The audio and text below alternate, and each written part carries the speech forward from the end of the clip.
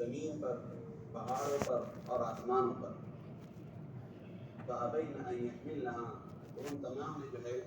اس امانت کو اٹھانے سے انکار کیا، وَأَشْفَقْنَ مِنْهَا، اور اس سے گھبرا گئے، اس سے کنارہ کشی کر لی، وَحَمَلَهَا الْإِنسَانُ، اور انسان نے ذمہ داری کو اپنے کندھے پر لے لیا۔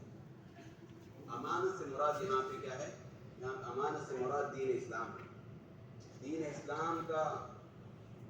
جو عنصر ہے اور جو دین اسلام جو ہے بہت وسیع اس کا مفہوم ہے۔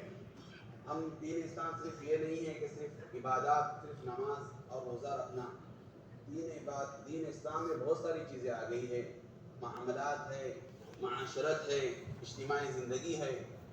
ساری چیزیں جو ہے دین اسلام میں داخل ہے، اور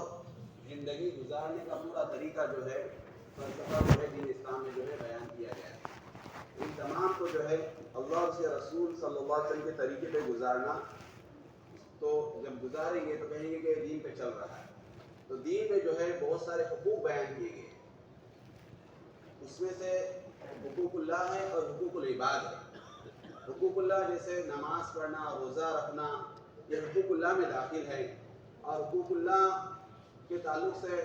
علماء فرماتے ہیں کہ اللہ جسے چاہے اسے معاف کر دے گا شرک کے علاوہ۔ ان اللہ لا یغفر ان یشرک بہ ویغفر ما دون ذلک لمن یشاء،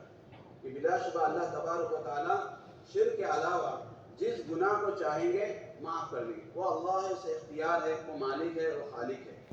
تو اگر انسان کی کوئی نیکی کسی کو اللہ کو اگر پسند آ جائے تو اللہ تبارک و تعالیٰ اس کی وجہ سے اس کے تمام گناہوں کو معاف کر کے اس کو جنت میں داخل کر دیں گے، بشرط ہے کہ اس نے شرک نہ کیا ہو۔ اور دوسرے جو ہے جو پہلو جو ہے حقوق العباد، حقوق العباد میں جو ہے کہتا ہے کہ ایک آدمی کا خصوصی تعلق کسی فرد یا کسی شخصی آدمی کے ساتھ کسی کا مال کھا لیا ہو تو ایک اس کے ساتھ اس کا تعلق ہوتا ہے۔ لیکن آج کے خطبے کا جو عنوان تھا وہ حرمت المال العام، کہ عامت الناس کا جو مال رہتا ہے اس کی حرمت کا بیان۔ مثال کے طور پہ جماعت المسلمین کسی گاؤں میں ہے اور تمام لوگوں کے نفع عام کے لیے کوئی چیز بنائی گئی، اس میں کوئی خیانت کرنا، جماعت المسلمین کی کوئی پراپرٹی ضبط کرنا، یا کمپنی میں جس کا بہت سارے لوگوں کا مال ہے اس کو ہڑپ کرنا۔ تو آج کے خطبے کا جو موضوع تھا اسی تعلق سے تھا کہ عامت الناس کے مال میں تصرف کرنا یہ بہت زیادہ خطرناک ہے۔ شخصی طور پہ اگر کسی کا مال کھا لیا ہو تو اس کو ادا کرنا بھی آسان، اسے معاف کروانا بھی آسان، لیکن ایسے مال میں خیانت کرنا، ایسے مال میں جو ہے ڈنڈی مارنا جس میں بہت سارے لوگوں کا حق دبا ہوا ہو اور اسے معافی منگوانا، ان تمام کے حقوق دینا، اور اگر اس حال میں اگر وفات ہو گئی تو قیامت کے دن اتنے سارے لوگوں کو حساب دینا، جواب دینا بہت زیادہ سخت ہے۔ اس میں دین اسلام میں جو اس کے تعلق سے خاص لڑایا گیا ہے۔ غزوہ خیبر کے موقع پہ صحابہ رضی اللہ تعالیٰ عنہم اللہ کے رسول صلی اللہ علیہ وسلم کے سامنے بیان فرما رہے تھے کہ یا رسول اللہ فلاں شہید ہو گیا، فلاں شہید ہو گیا۔ عمر بن خطاب رضی اللہ عنہ فرما رہے ہیں کہ فلاں شخص شہید ہو گیا، حتیٰ کہ ایک آدمی کے تعلق سے فرمایا کہ فلاں آدمی بھی شہید ہو گیا۔ اللہ کے رسول صلی اللہ علیہ وسلم نے فرمایا کلا، وہ ہرگز نہیں، میں دیکھ رہا ہوں کہ وہ جہنم کے آگ میں جل رہا ہے، ایک چادر جو اس نے جنگ کے میدان میں مال تقسیم ہونے سے پہلے اٹھا لی۔ جب پہلے جو جنگ ہوتی تھی اس میں جو بھی مال ملتا تھا، جو لڑائی کر کے جو ملا جاتا تھا، سب کو جمع کیا جاتا تھا، اس کے بعد میں تقسیم کرتے تھے اللہ کے رسول صلی اللہ علیہ وسلم۔ اس سے پہلے کسی کو لینے کا حق نہیں تھا، تو تقسیم سے پہلے وہ چادر صحابی نے جو ہے وہ لے لی۔ تو اللہ کے رسول صلی اللہ علیہ وسلم فرماتے ہیں کہ میں دیکھ رہا ہوں کہ اس کو وہ جہنم کی آگ میں جل رہا ہے۔ اللہ کے رسول صلی اللہ علیہ وسلم کی صحبت حاصل ہے، اللہ کے راستے میں شہید ہو رہا ہے، لیکن یہ عمل اس کو جہنم کی آگ سے نہیں بچا۔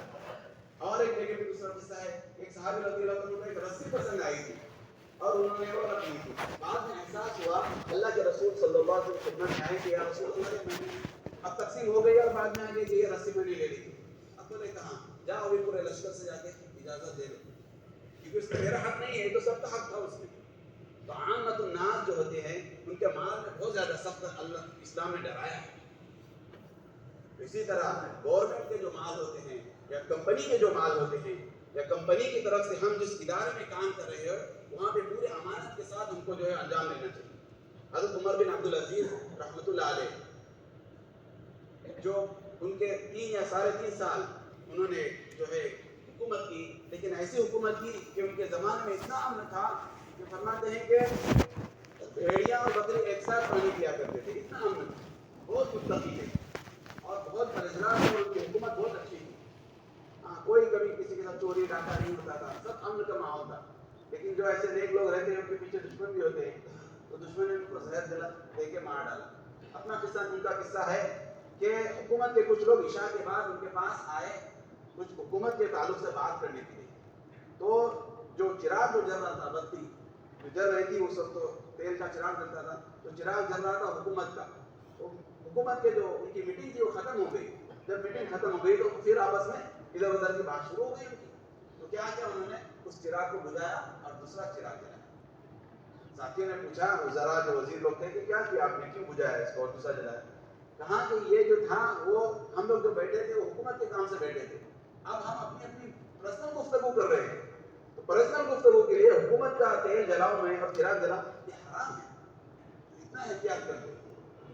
اور ایک موقع پہ جو ہے مشک آ گیا کہیں سے، بیت المال میں مشک ہر چیز جمع ہوتی تھی، بعد میں ضرورت کے طور پہ جس کو ضرورت مند ہو، یتیم ہو، اس کو تقسیم کیا جاتا تھا، تو آ گیا تو اس کو گننا تھا، تو گننے کے لیے انہوں نے اپنے منہ پہ کیا باندھا؟ کپڑا باندھا۔ کہ کیوں اس کو منہ پہ کیوں کپڑا باندھ رہے ہو؟ بولے اس کی خوشبو میرے ناک میں نہ پہنچ جائے، کہ مجھ کو اس سے فائدہ نہ پہنچ جائے۔ بولے تو خوشبو ہے اس سے کیا ہے؟ بولے مشک سے تو خوشبو سے تو فائدہ اٹھایا جاتا ہے، اور کس سے فائدہ اٹھایا جاتا ہے؟ تو یہ تقوی کا عالم تھا ہمارے اکابرین کا۔ اب ہم اپنے آپ کو دیکھیں، ہم جن کے نام لیوا ہیں، اس کے لیے جو ہے ہم کو چاہیے کہ ہمارے جو دفتری امور ہے، جہاں پہ ہم کمپنی میں کام رہے، جو گھنٹے جتنے گھنٹے ہم کو کمپنی میں کام ہے، اس کام اس جو ٹائم جو ہے وہ کمپنی کے لیے وقت ہے، اس کی ہم کو اجرت دی جاتی ہے، اس میں ہم جو خیانت نہ کریں، ورنہ کمپنی کے ساتھ خیانت کرنا اور کل قیامت میں ہم کو جواب دینا ہو۔ حضرت اشرف بن تھانوی رحمۃ اللہ علیہ کا واقعہ ہے کہ مدرسے میں پڑھاتے تھے اور آخر مہینے میں سیلری ملتی تھی، معاش ملتا تھا، تو جب کوئی مہمان ان کے ساتھ ملاقات کے لیے آتا تھا،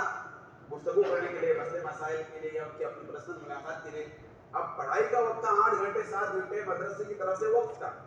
لیکن جب کوئی میٹنگ کے لیے ملاقات کے لیے آتا تھا تو اس وقت کو وہ لکھ لیتے تھے کہ اتنا وقت میں نے اس کے ساتھ گفتگو کی، اور مہینہ ختم ہونے کے بعد پورا ٹائم جمع کر کے پھر جو محاسب تھا، جو اکاؤنٹنٹ تھا، اس کو بھیجتے تھے کہ اتنے دن کی یا اتنے گھنٹے کی میری سیلری